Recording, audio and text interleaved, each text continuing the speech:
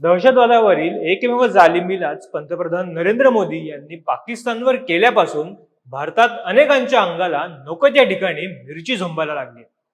पहलगाम मधील हत्याकांडाला प्रत्युत्तर देण्यासाठी सुमारे 15 दिवस मोदींनी काहीच हालचाल केली नाही अशी टीका करणारे आता मात्र युद्धाच्या अनावश्यकतेवर प्रवचन देतात. त्यातच या लष्करी कारवाईला ऑपरेशन सिंदूर हे चपखल नाव दिल्यामुळे या संधिसाधू कपाळकरंट्यांचा फारच जळफळाट झालाय. भारतातील बहुसंख्य जनतेने या नामकरणाबद्दल पंतप्रधान मोदींचे आभार मानल्याने या लोकांच्या मात्र दुःखावर जणू मीठच चोळलं गेले. काय आहे नेमका मुद्दा जाणून घेऊया आजच्या व्हिडिओतून. नमस्कार, मी ओंकार मुळे, कॅमेरावर आहेत साक्षात सावंत. ऑपरेशन सिंदूर हे अस्सल भारतीय संस्कृतीशी जोडलेलं नाव आहे. स्वतः पंतप्रधान नरेंद्र मोदींनी हे नाव सुचवल्याचं सांगण्यात येते. परंतु मोदी द्वेषाने पछाडलेल्या आणि भारतीय संस्कृतीबद्दल दूषित दृष्टिकोन बाळगणाऱ्या नेत्यांचा आणि कथित बुद्धिवाद्यांचा पोटशूळ मात्र त्यामुळे वाढतो. आताही पाकिस्तानवर केलेल्या लष्करी कारवाईपेक्षा त्या मोहिमेला दिलेल्या ऑपरेशन सिंदूर या नावामुळे या बंपक नेत्यांच्या अंगाची जळजळ होते. काँग्रेसच्या नेत्यांना ऑपरेशन सिंदूर या नावामुळे झटकाच बसलाय. महाराष्ट्राचे माजी मुख्यमंत्री पृथ्वीराज चव्हाण यांनी त्यावर टीका करताना मोदी यांनी भावनिक आणि राजकीय लाभासाठी हे नाव निवडल्याची टीका केली आहे. एका विशिष्ट मतपेटीच्या राजकारणाचा अखंड ध्यास घेऊन जी मानसिक गुलामगिरी काँग्रेसच्या नेत्यांनी स्वीकारली आहे त्याचा हा परिणाम. हिंदी चित्रपटसृष्टीतील सर्व दिग्गज खान अभिनेत्यांनी अजूनही पहलगाम हत्याकांडाबद्दल संवेदना व्यक्त केली नसून पाकिस्तानवर टीका केलेली दिसत नाही. स्वरा भास्कर नामक एक कनिष्ठ अभिनेत्रीने समाज माध्यमावर युद्धविरोधी टीका केली. युद्ध करणे हा मूर्खपणा असल्याचं मत तिने व्यक्त केले.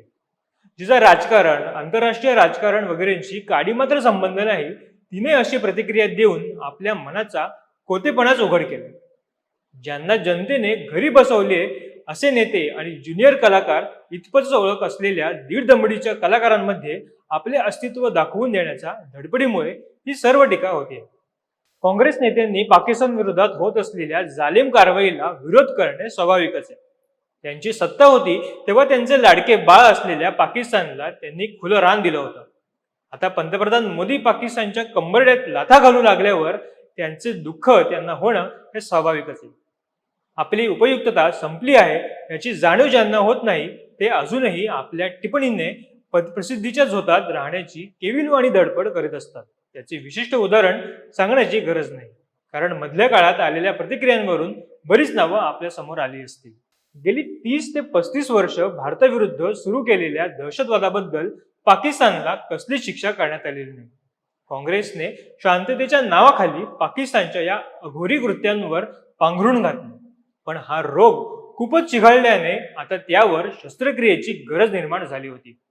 वास्तविक पंतप्रधान मोदी किंवा भारत सरकारलाही हे युद्ध नकोच होतं. किंबहुना मोदी यांनीच रशिया युक्रेनच्या युद्धाला प्रारंभ झाल्यावरती हा युद्धाचा काळ नसल्याचं वक्तव्य केलं. पण पाकिस्तानच्या अमानुष धोरणामुळे मोदींना दहशतवादाविरोधातील अखेरचा उपाय हा योजावाच लागला. भारतातील त्यांच्या विरोधकांना ही गोष्ट समजत नाही असं नाही, पण प्रत्येक गोष्टीत राजकीय स्वार्थाचा विचार करण्याची गलिच्छ सवय लागल्याने मोदींच्या प्रत्येक निर्णयावर केवळ टीकाच करण्याचं धोरण विरोधकांनी अवलंबले. साऱ्या जगाकडून भारताने केलेल्या कारवाईला पाठिंबा मिळतोय ही गोष्ट हे विरोधक लक्षात घेत नाही आणि खेदजनक आहे. हा नो वॉर सिंड्रोम नावाचा रोग असावा. अजूनही भारताने पाकिस्तानच्या लष्करी आस्थापनांवर आणि निष्पाप नागरिकांवर हल्ले चढवले नाहीत. आपल्या सशस्त्र सेना अजूनही पाकिस्तानातील दहशतवाद्यांच्या अड्ड्यांवरच प्रहार करते. हा संयमच आहे. तरीही जर पाकिस्तानने आपलं वाकडं पाऊल टाकलं तर मात्र भारतालाही आपला रुद्रावतार धारण करावा लागेल. भारताच्या संयमाची परीक्षा न घेणेच हेच पाकिस्तानच्या हितच आहे. काय वाटतं तुम्हाला हे आम्हाला कमेंटमधून नक्की कळवा. व्हिडिओ आवडल्यास आमच्या फेसबुक पेजला लाईक आणि यूट्यूब चॅनलला सबस्क्राईब करायला विसरू नका. तुर्तास धन्यवाद.